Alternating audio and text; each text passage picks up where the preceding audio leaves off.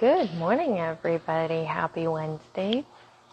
And we're always here on Wednesday mornings at 9:30 to give you an update on the real estate market in Las Vegas, Nevada. We're doing our hyperlocal updates, plus we're doing our mortgage updates. And it's David Kazarian from the IQ Mortgage News. We are still in a very, very interesting and tight market, guys. We are looking at the low inventory. Good morning, David. Good morning, Alexandra. Good morning. Love the picture in your background. You still have all this beautiful greenery. Yes, the greenery didn't go anywhere. It's a little cloudy. Yeah, it's cold. I've got the heater on. It's 50 something here. I sort of tease you guys in Las Vegas when you guys are like breaching 110, and I'm like, I have the heater on. It's too cold in here. That's why I'm here. Yeah, you should step your foot into Las Vegas. Yeah, not happening. Not until September. So, David, we got some good news from the CPI index today, and you want to announce it? I know. It seems like I'm the only person excited about this. The CPI index came out for the month of June, and it is at 3%. Ta-da! So 3% means the inflation has dropped to 3%. That's so significant. Exactly a year ago, June of 2022, inflation was at 9.1%. We're down to 3%. The Fed's target is between 2 and 3%. So we're there, almost. We'll be there in September or next month or in October. It doesn't. We keep it, correct? As long as we keep it. Yeah, last week I made an incorrect prediction. I remember I said they're going to show it 4 or higher. They're going to show it unchanged, but no, it's 3%. I saw it with my eyes. I took a screenshot. So this means, in my opinion, this means that he should not increase rates. There's a lot of talk on the news that on August 26th, when he does his meeting, he's going to increase rates. I really see no reason. Yes, jobs are more robust, but jobs only feeds into inflation. Jobs is only an after effect of the inflation. You want unemployment, high unemployment, to lower inflation. Everything Fed does is to lower inflation. So if jobs market is coming in higher, it only means, okay, well, jobs are higher. We have a much stronger economy that we thought that it's tougher to get the unemployment that he wants. He wants more unemployment. Let me remind you. So what? Inflation's low. So I'm thinking that he's not going to raise rates in August. Maybe in 2-3 months, he'll even start dropping rates. My prediction has been between September and November, somewhere in that window, he will very slowly start cutting rates. And for that, we will probably see the July and August CPI index first. Oh, July CPI index first before we hear from Jerome Powell. But for us today, and we know that the rates were ferociously high this week, and hopefully they will go a little bit down.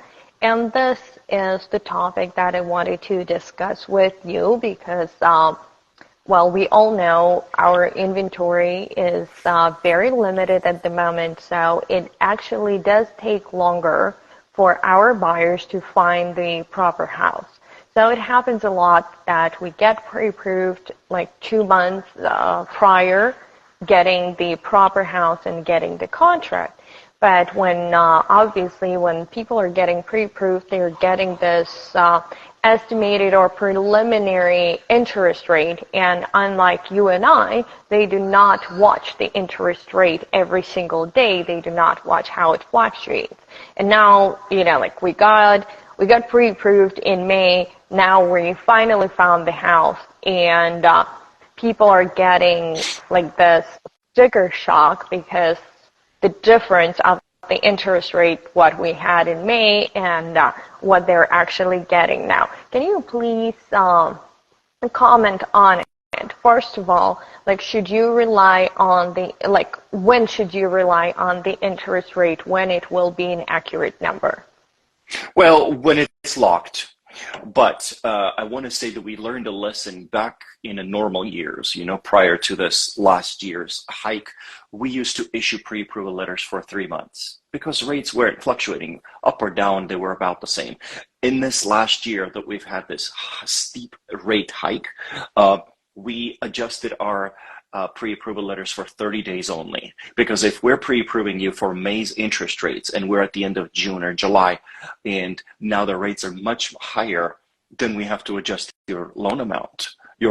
Since your payment's going to be higher, and we look at your debt to income ratio. Your income didn't go up in the last 2 months, but your debt went up because it became more expensive because of the interest rates. We do adjust the pre-approval letter.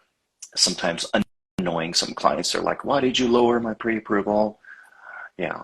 So for those who are shopping, for those who are shopping at the highest border or at the height of their approval, yes, to the max of their approval, it is very advisable to actually monitor the rates and to make sure that they're staying within the same delta than they were when they just received the initial pre-approval. Correct. And for those folks who are shopping below your maximum level, it could be like 10% below, it could be 20% below, depends on your debt to income ratio. You guys can actually feel freely, but do consult with your loan officer, because I do have this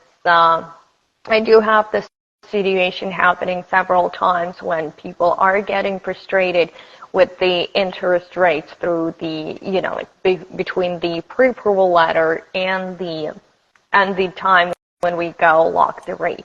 Now, David, can you please remind all of our listeners when are we locking the rate? Can people lock the rate at the time of the approval? So, some lenders, I want to give you the whole picture. Some lenders will have a program. It's called Lock and Shop, which means lock now and start shopping. It limits your options to certain lenders, certain products. I don't recommend it. I haven't seen that in a while. I would have to check.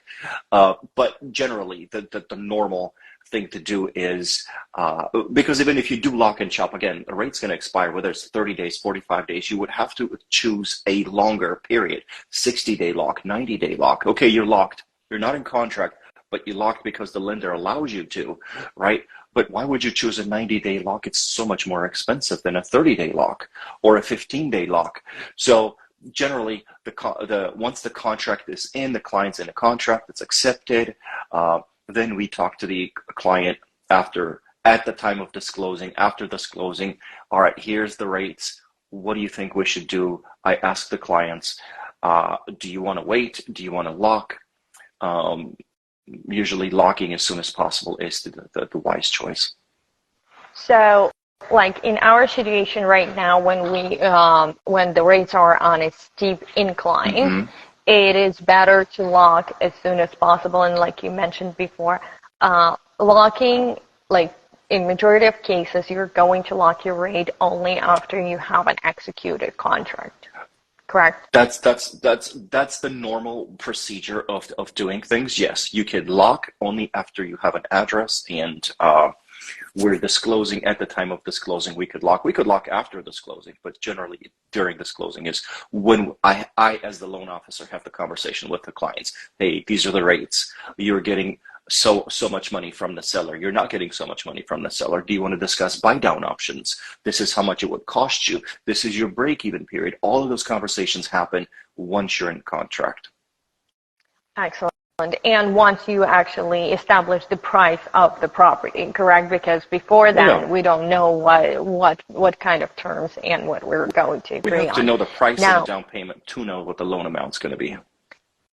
And then another factor that I wanted to discuss. So you can do the locks onto different periods of time. So what are those periods? And you mentioned it briefly, but I wanted you to elaborate on it. Do we pay for those locks?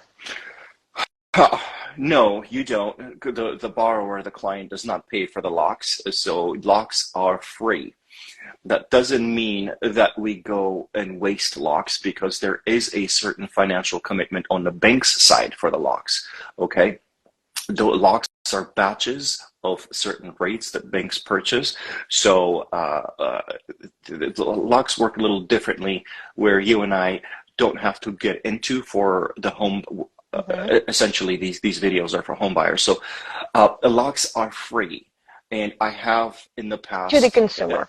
To the consumer, I have in the past locked with, and something significant has happened where rates have dropped, and I said, listen, we could take it to another lender, relock with them, or we've actually negotiated with the current lender. Listen, rates are free. Lower our lock. Our client wants to walk. We may have to take them to another lender. These things have happened very rarely. I do promise the clients is, listen, we're brokers. We have like 23 different lenders. If rates do happen to, if I was you, I would probably take the safe thing and lock today, because rates are on the rise. But the question is, the hopeful question is, David, what if the rates drop? Well, if the rates drop, I'll take you to another lender. That happens once a year, twice a year when we're on this slope. And I'm happy to take, my allegiance is to the client. We'll take it to another lender. But if the rate drops like 0.005, we're not going to do that. So we also have a relationship with these banks. And we cherish the relationships because they take care of us when we need to. Fast underwriting times. It's not going to make a difference. 0.005 is not going to make a difference to a consumer example, either. Unless it's a significant, decent change, we're not going to do that. But if we are, again, banks are losing money when we waste locks, and then we kind of do pay attention, because we do look at banks as our partners as well. So here's something no loan officer will tell you, but no, that's true. Excellent. So we talked about the locks, and so what happens when the lock expires? Because this question, I get it a lot. So let's say we lock the rate for 30 days, but we're extending the close of escrow, and now we're closing not within 30 days, but we're closing within 45 days. Sure. What happens then? Should we let the lock expire, or do we extend the lock? How does that work? That's a good question. So if you let the lock expire and you want to relock thinking that rates have dropped and you're going to get the market price, you're not going to. The bank will lock at worst case scenario. So they're going to look at when you locked in the beginning and now, and whichever is worst case, they will lock it at that. So letting the lock expire is rarely a good idea. What you want to do is find out how much lock extension would cost. In that case would be 15 extra days. And we have several contracts in the pipeline right now where the close of escrow was above 30 days. It was like 40 days, 47 days, 37 days. So we looked at a 45-day lock. We did speak with the customer. Listen, we could do a lock for 30 days, then do an extension. We could do a 45-day lock. At the end, we decided to wait for 7 days and do a 30-day lock. Does that make sense? So it's very, very... it varies with the client, and we give them so many options. Yeah. And we have different options when we go, when we establish the close of escrow date.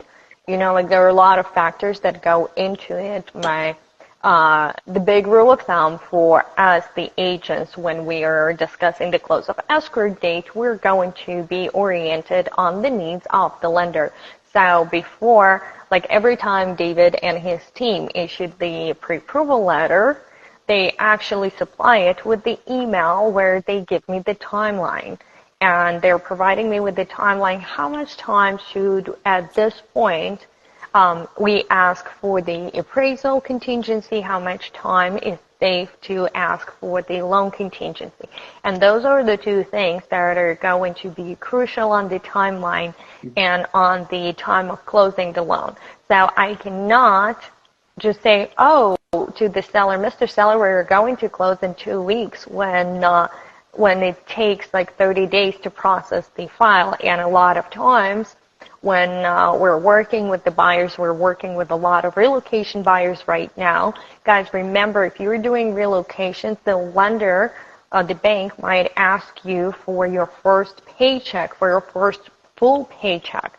So it could be like, it could take you 2 weeks, it could take you 4 weeks, it could take you 3 weeks. So it is very important that your real estate agent actually in good communication with the loan officer and vice versa to actually define those dates and to make sure that the dates are discussed and they're confirmed, not only with the seller that it works for the seller, but also with your, like, what is more important, with your loan officer and with your rate locks and the time it takes to process. Because not, like, I would say no two files are processing in the same way, correct? There could always be, and the fact that, I don't know, that your cousin just closed the conventional loan last week in 20 days does not mean that you are going to do the same. It doesn't mean that you are going to be closed in 20 days. Now, can we close in 20 days? Yeah. Well, I would say that there have been, there have been cases where the circumstances were such where David and his team closed my clients in 18 days and 19 days because we were on a time constraint, and we're happy to accommodate. But even in those cases, my requested close of escrow date was still 30 days, and all the parties agreed to close earlier when the file was ready. And this is the way we're processing the files. We're processing the files on the safe side.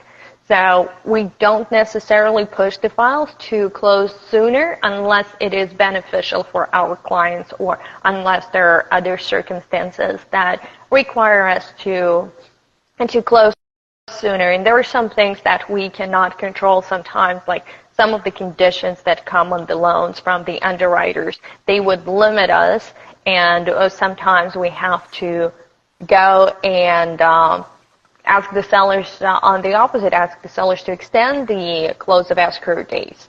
David, what are those circumstances when we usually ask for the close of escrow extensions? Oh, there could be 1,000 different circumstances.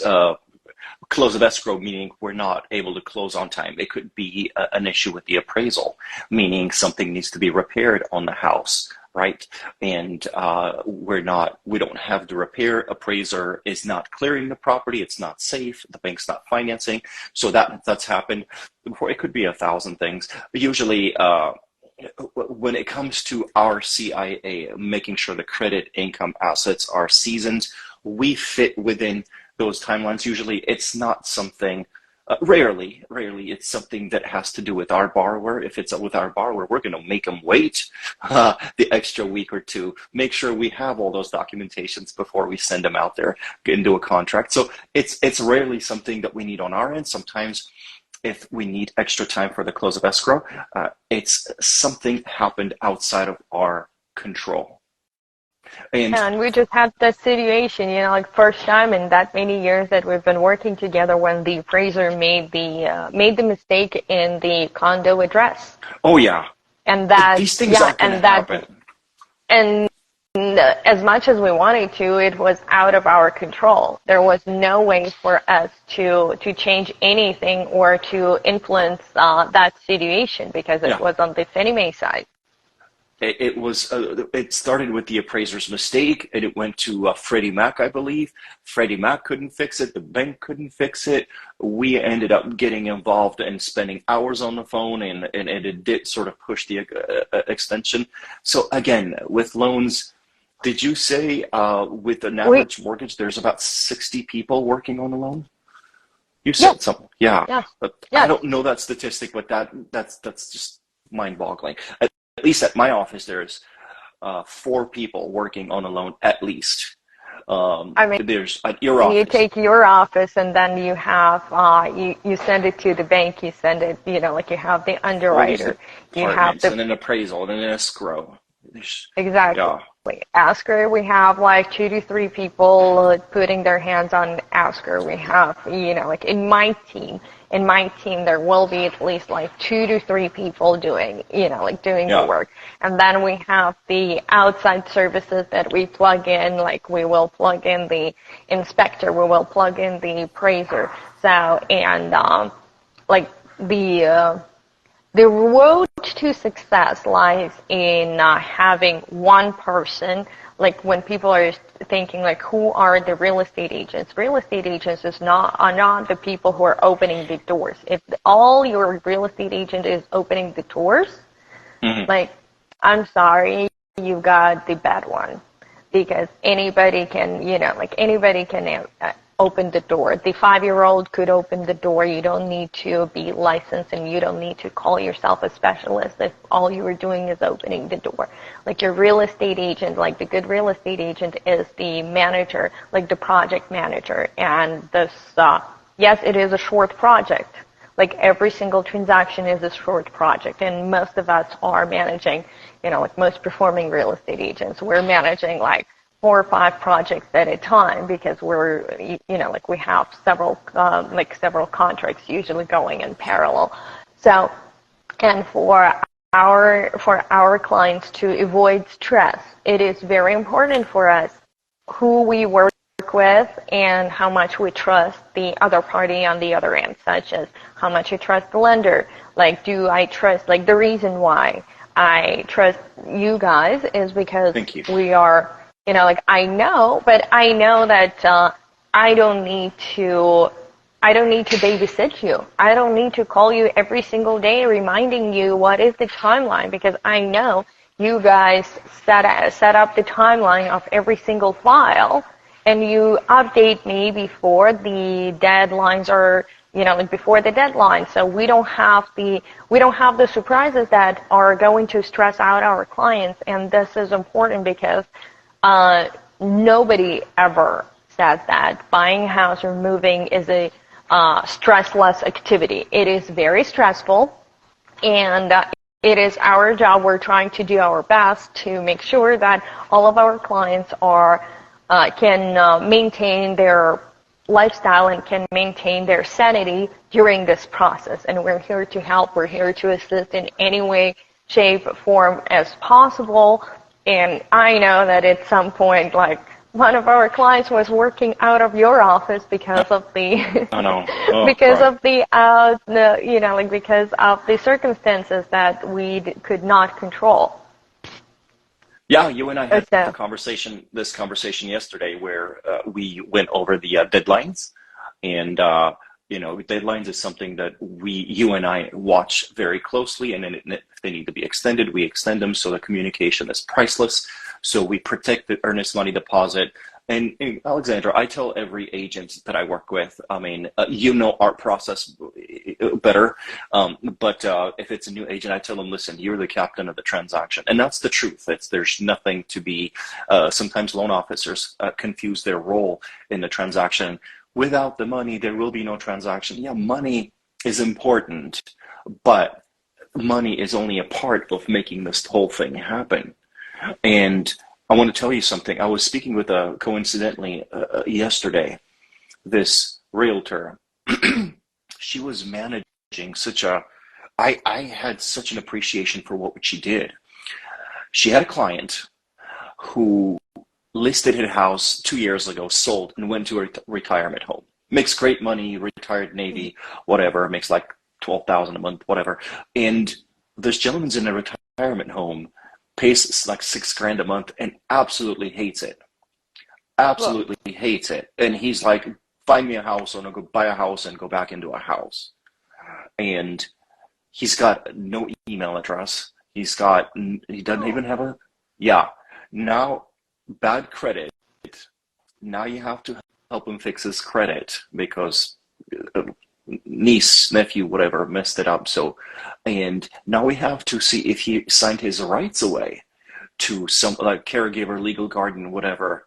And even if he has the right to buy a house, And now this real estate agent is caught in between, not necessarily caught, she's choosing to do this very carefully. There's a bunch of legal things that she has to watch for, but she's trying to get this person out that's stuck in this web of legal mumbo jumbo that the elderly sometimes get stuck in. And I had such an appreciation for her job. It is definitely not just opening a door. And David, like just to piggyback off what you just said, now guys, remember, like real estate agents, real estate brokers, we're not do-it-all. We're not jacks of all trades. What we do, our job is to ask proper questions and to comment on what the lady is doing. The real estate agent that you refer to is doing, she's asking proper questions, because most of the time people sign the paperwork and they have no idea what was in the paperwork, and they have no idea what is the recourse of the certain things they sign. And yes, you can sign your rights away to the caregivers. Some people are, we deal with a lot of elderly clients, and, some of them are incapacitated in order to execute the documents. And if you guys think that it is so easy, and believe it or not, there's still people in this world with all the checks, with all the verifications that are done by the escrow companies, there's still people in this world that are trying to sell the properties that don't belong to them. I don't. There's still, that's why we have all those systems of insurances, and that's why we have escrows, and how David usually talks about the three things. There are three things in every real estate transaction. There are three processes that go in parallel. We have the lending process, so we work with the loan officer. We work through the transaction as far as checking out the property. And there's a third process, parallel process, is escrow, is actually investigating the property itself. We're, as real estate agents, we're involving the inspectors, and we're reading the documents, we're reading the title reports to make sure, we're looking into the HOA documents to ensure that this property is comfortable for our clients, while lenders are making sure that the property is financeable and that the client is going to get finances. We have the third party, which is the escrow, that is going to check on all of the documents and the title insurance, and to make sure that the property is transferable, and that there could be liens on the properties that are, that the sellers are not aware of. There could be, we had all kinds of different situations. Sometimes, we had to chase an ex-spouse, an ex-spouse of 25 years prior, that people were divorced for 25 years, and the ex-spouse was living actually somewhere in Africa. And we had to find and chase the ex-spouse to sign off on paperwork. We had, even with the purchase, that was actually your file, David, when we had to also find the spouse was, they were legally separated. They were not divorced. They were legally separated for many, many years. I believe it was more than 10 years. But the spouse went missing, and it was a VA file. And that spouse had to. The lady, we had the ex-wife who the client was legally separated with. We had to find her to sign off the documents, and nobody knew what her whereabouts are. And the guy just got lucky. He just got lucky that she got admitted in some hospital in California, and the record popped up, and title was able to actually contact and find, because she didn't have any cell phone that anybody was aware of. So we had to work through the hospital. But these are the things when you ask the right questions, you ask them on time, and you know how to, how to direct the clients so that those problems are solved. We will never be able to solve all the problems, but we definitely, between those three major parties that every single client has to deal with, we definitely have enough expertise and enough knowledge to rely on in order to find the solutions or propose the solutions to certain situations that you guys don't really deal in your everyday life. And one of the things that we deal a lot on the sales side as listing agents, especially when we have elderly people, is the liens to the property that are medical liens. Mm-hmm. And this is actually the subject that is going to, that is going to cross between the, so basically, it could be medical lien that is hurting your debt to income ratio, and it could be hurting your credit score. And I would like for you, David, to talk to us about it. When people have medical bills, and there were a lot of things, there were a lot of talk saying that the medical bills should not be calculated against the debt to income ratio, or they should not be considered the medical, the debt on the medical bills. I can talk about it from the standpoint of the home ownership, that if you guys, especially for older people who are on Medicaid and Medicare, so if those bills are not paid, they can they can lien your house. They can put the lien on the house and collect when the property is getting sold. But what happens on the medical liens when they are on the people's credit? So there was talk about medical liens or collections, in this case, not liens, but collections, not hurting your credit. I haven't seen any material in any evidence to be for that to be true. If there's a collection, I still see people's credit being hurt.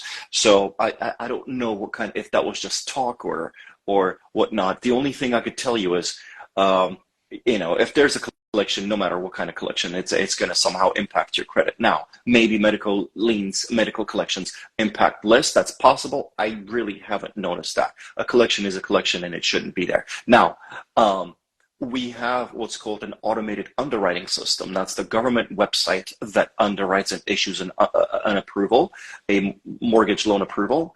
Now, it does not make you pay off medical collections. You don't have to. They can stay on your credit. So for the purposes of a mortgage, having medical collections is okay, versus conventional versus FHA loans. In some cases, they have limits. Okay, if your collection is over $3,500, it has to get paid off, paid down, whatnot. That's not the case with medical. So we're a bit more lenient when it comes to approving you. But I believe it still hurts your credit. I mean, you're not going to have a collection on your credit and still have 800 FICO score. That's just not going to happen. So do you actually have to pay all of the collections? If you're going for the mortgage, is it a good idea to pay off all of the collections, or should you consult with the credit specialist to see what should you pay and what should you not pay Great off? question. What is the best strategy? Great question. So I'll take a look at it. When we start off our consultations with a soft credit pull. Once I do a soft credit pull, I'm going to tell you, the first thing by the way, I look at is, are there any collection agencies that are local? That's my favorite thing to look at. There are 4 collection agencies in Las Vegas, and I'll tell them, listen, here's the address. You owe them a couple of $100, $300, whatever.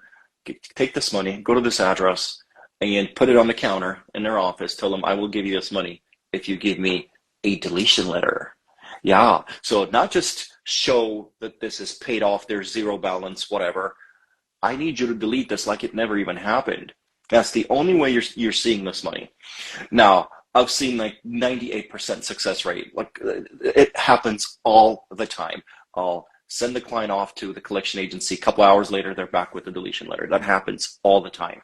And Obviously, if you delete the collection like it never even happened, your score is going to go up. You're going to get a better interest rate, whatever. So that's the first thing I watch for. If it's an out-of-town collection agency, then what we'll do is we'll do a hard credit pull. We'll run the automated underwriting system and see what it determines. If it says it could stay there, it could stay there. If it says it needs to get paid off, we'll tell them it needs to get paid off. So again, every mortgage is different, and the advice changes with it. But I really want you to elaborate, or actually to be very precise right now and come back to the difference between the collection being paid off and the deletion letter, receiving the deletion letter. So once again, can you please go deeper into the details of it and explain the difference for all of our viewers, and to, so that they would know if anybody, any of them is dealing with the cleaning up their credit on their own, which is wonderful, if they can do that, but I would like them to have this, this piece of information from you. So I have an analogy. I say an open collection is like a bleeding wound, because it is reporting an open collection and a balance every month. It's bleeding, it's hurting you every month. It's a continuing pain that's keeping your credit score low. Now, if you pay it off, it's not bleeding anymore, but there's an ugly scar, okay? Nobody wants an ugly scar. My mom's on the background, and I apologize, with my son. Don't apologize. Your mom is loving your son. There's nothing to apologize for. I usually tell him to stay out of the background. Anyways, so if you pay off a credit, the collection, it's still there, and it may stay there for another 7 years. So now you're not bleeding. It's not hurting your score so much. Well, it is, because it's a collection. It's a history of collection. So it is still hurting. Not as much, because it's not an active reporting collection. But it's an ugly scar on your credit, which you don't want. And if you make it disappear like it never even happened, like there was no scar, no bleeding, it never even happened. So that's the perfect outcome for you. That's why I tell them, listen, if you have to pay it off, show 0, so be it. But if you can make it disappear like it never even happened, that will even shoot up your credit score higher. Because yes, an open balance collection is going to drop your score as much as possible. But and if you pay it off, it will improve your score. But if you make it disappear, that'll just add, I don't know, many, many points to your score. And David, so you said that in the best case scenario, you contact, or if it's a local collection agency, you would want to visit them and get this deletion letter. Now we know that it comes from the deletion letter comes from the collection agency, but then do they have to report to the 3 credit scores companies, or what happens? They do. Usually they do immediately. If they delete it, they report immediately, and they email you a copy of the letter. I mean, that happened a couple of days ago. I got a deletion letter emailed from a client. But which means if I have the letter, I can have that deleted, because we have the means of having that deleted through our system. It costs a little bit of money, but it's possible. But usually the collection agency will report electronically immediately from their system. Excellent. And does it mean that the credit score, people's credit score, is going to immediately go up, or is there waiting period? So, should people wait to do it till the very end of the transaction, or should it be like one of the first things that they do when they start shopping, or like right after they get the pre-approval letter, if there is something of that matter, they should be acting on it right away? We're going to tell them what to do, Alexandra. Every advice is going to be different. A lot of times I don't want them spending money. I want the money in their bank account all the way till the closing day. And in some cases, we're going to deal with that collection because maybe we need the credit score to go up. Maybe we need the credit score to go up so we get an approval. We're not getting an approval without that. So every advice will be different depending on what it is. It's always going to come down. Most of your questions during our lives is going to come back to communicate with us, talk to your friendly local loan officer, and we'll tell you what to do exactly in your situation. Excellent. And for those folks who are who would love to buy a house, who would love to own a house, but they're way too scared of the current interest rates and on the current market situation. Yep. Would you advise those folks to still come and see you, to sit down, have a conversation, and get their roadmap onto what they should be doing prior to, prior to the moment when they are 100% ready? Always. So I could draw you parallels of the first-time home buyers never done this before, and the person that has done this many times before. Okay, the first-time home buyer, these conversations are very similar. Obviously, we don't know this person. They've never worked with us. They've never bought a home before. This is a new process for them. David, I don't want to give you my pay stubs. I don't want you to pull my credit. I haven't seen any house that I like. So if there's I don't see a house that I like, I don't want to give you my financial information. Of course, we haven't even built the trust with this person. So it is understandable. And we can only explain so much. We still have to work with their comfort level. So that's what the general reaction is from the first-time home buyer. A guy that's bought 2-3 houses with me, refinanced several times, he's like, and I'm going to tell you a conversation 2 days ago. David, I'm looking to buy a flip property. I'm looking at that. My wife and I are looking to buy either a big house to move into or a fourplex. We haven't decided. We'll either buy a fourplex and rent it out, or we'll just buy $1 million house and move into that one and rent our current house. I don't know what we're going to do, but I want you to pre-approve me. I'm like, you don't even know what you're going to do. He's like, I want you to pre-approve me. I want to make sure what my ceiling is, what I can buy. I want to be ready. If I want to know my budget. I want to know my budget, my payment. If I see a house, I need to move quickly. Because understand something. When you see a house and you like, oh, this is the house of my dreams, and that's going to happen. Your wife is going to fall in love with the kitchen. You're going to like the man cave, whatever. Real estate agents are just as prepared. Loan officers are just as prepared. They're our competition. We are a team. The buyer, the agent, and the loan officer, we're a triangle. We're a team. It is our job to beat out other offers. When you wait till you see the house and you're like, David, I saw a house, send me a pre-approval letter. I'm yeah, right. Send me this list of documents. Well, I don't have this list. I need to email my insurance guy, and I need to email my HOA. I need to email my CPA. Well, yeah, I can't give you a pre-approval letter. And then it means that David cannot get us a pre-approval letter, or he cannot call that listing agent and actually talk to the listing agent and say, hey, this person has been, like, the assets, the income, everything has been verified. And we just lost the battle before we even started. We just lost the battle. And people should never underestimate what it means to have a call, like when your loan officer makes a call to the listing agent. And I would tell you another story that happened to my clients 2 days ago. They're from the East Coast, and we, as much as we keep on saying to people that, guys, every market is super local, like hyper local. So stop reading the newspapers on the East Coast, or stop reading the Facebook articles, and then think that whatever that person wrote applies across the country. Even the Review Journal, our local source of news, they do not, they apply the information, they actually report the information throughout the valley.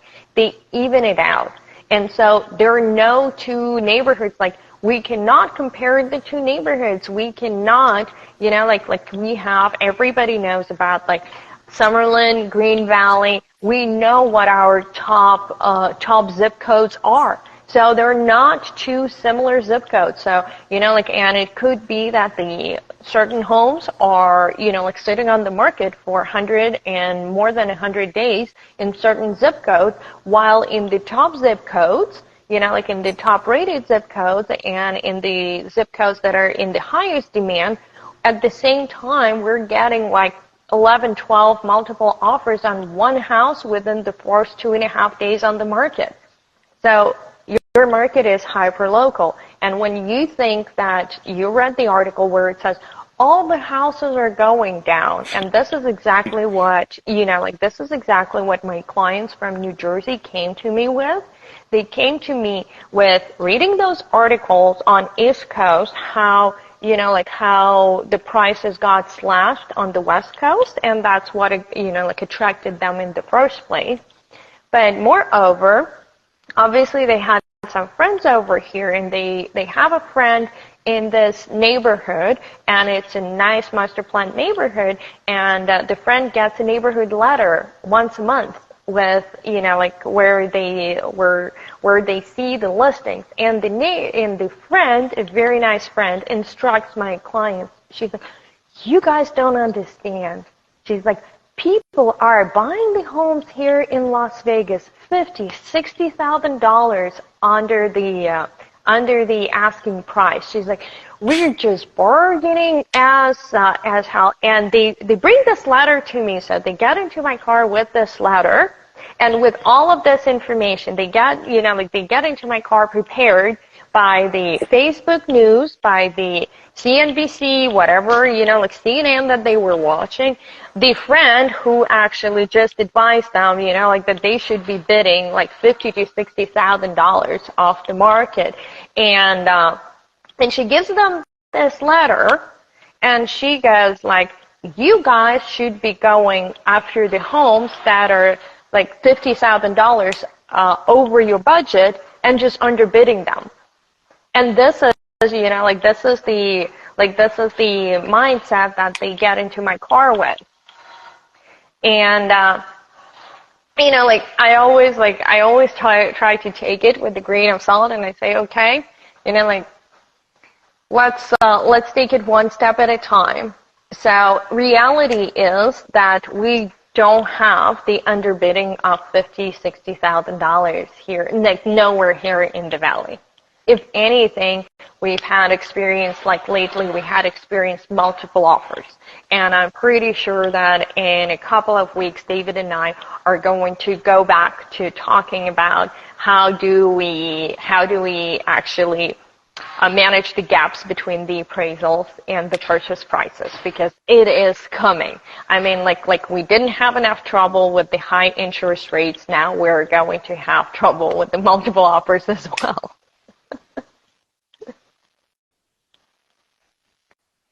Connection. Hey, Raul. What's up, brother? Hi, Raul. He's saying that I'm wondering whose connection keeps skipping. The skipping. Because, hey, yeah, Sos. I did not see. Hey, guys. These are friends and realtors. They're all, you attract a lot of realtors on your channel. I'm happy to do so. We're in the business. I would like all the realtors to, to ask questions, and I'm happy to address them. You know what? Sos is a really cool dude. Raul's a really cool dude. Thank you, guys. I've been in the business for 12 years, and I am happy to share. I will never keep the information. I believe in information circling around. And I honestly don't hear realtors dissecting appreciation by neighborhoods and cities and stuff. You're very, very hyper local. You have your preferences. You live in Henderson. You have shown and explained so much of Henderson. And usually when they say Las Vegas, we just go like Metro Las Vegas, and that's our appreciation. But you take it a level further. You like Summerlin, this zip code, this appreciation is different. We have to go neighborhood by neighborhood. From other agents, gentlemen.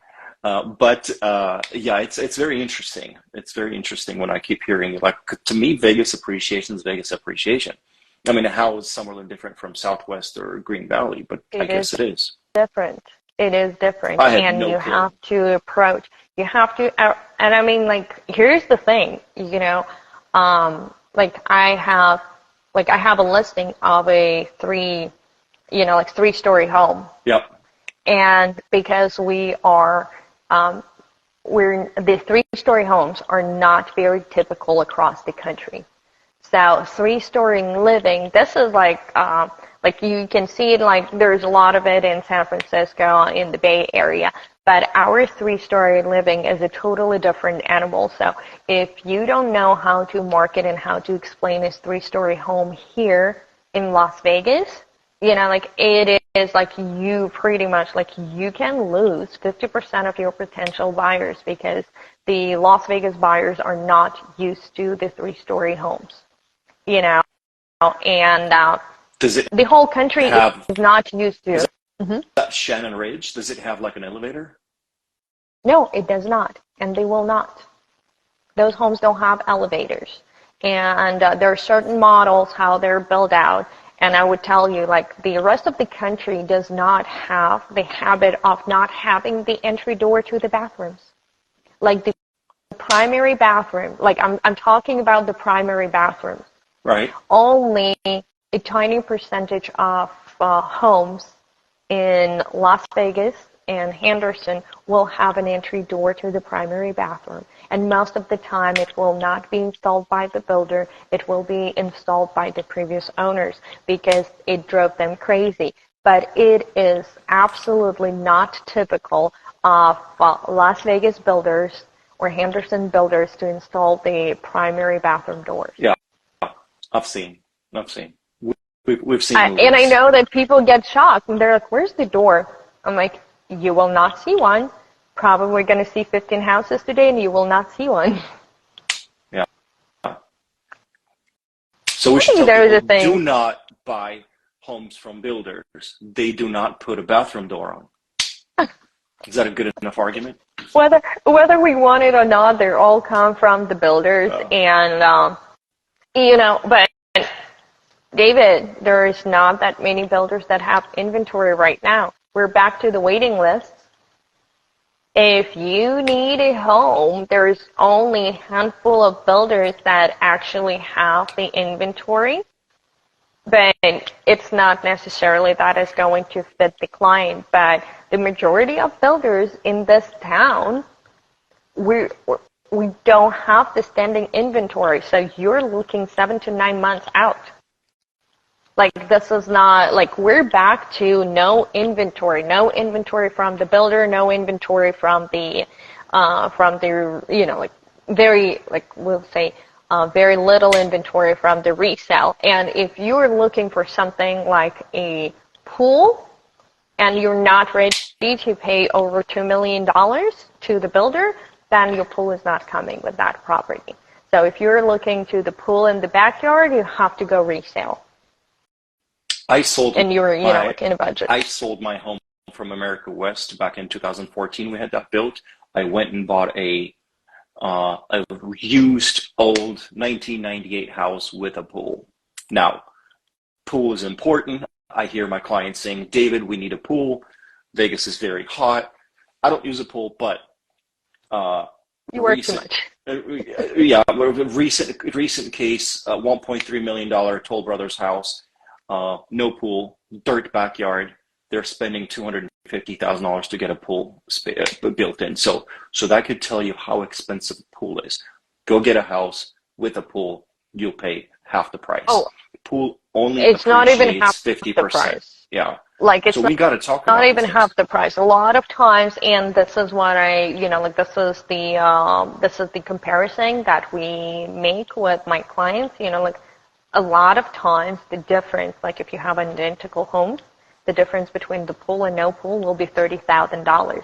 And there's no way in the world you can put a pool for $30,000. No way, especially after pandemic. The prices for the pool constructions, they skyrocketed.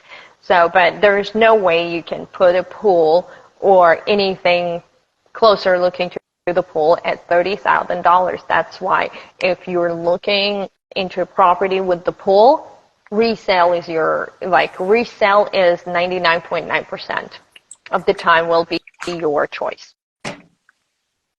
And that is why, guys, you need to choose your local professionals to figure out what you're going to do and to guide you properly before you run around and waste your time.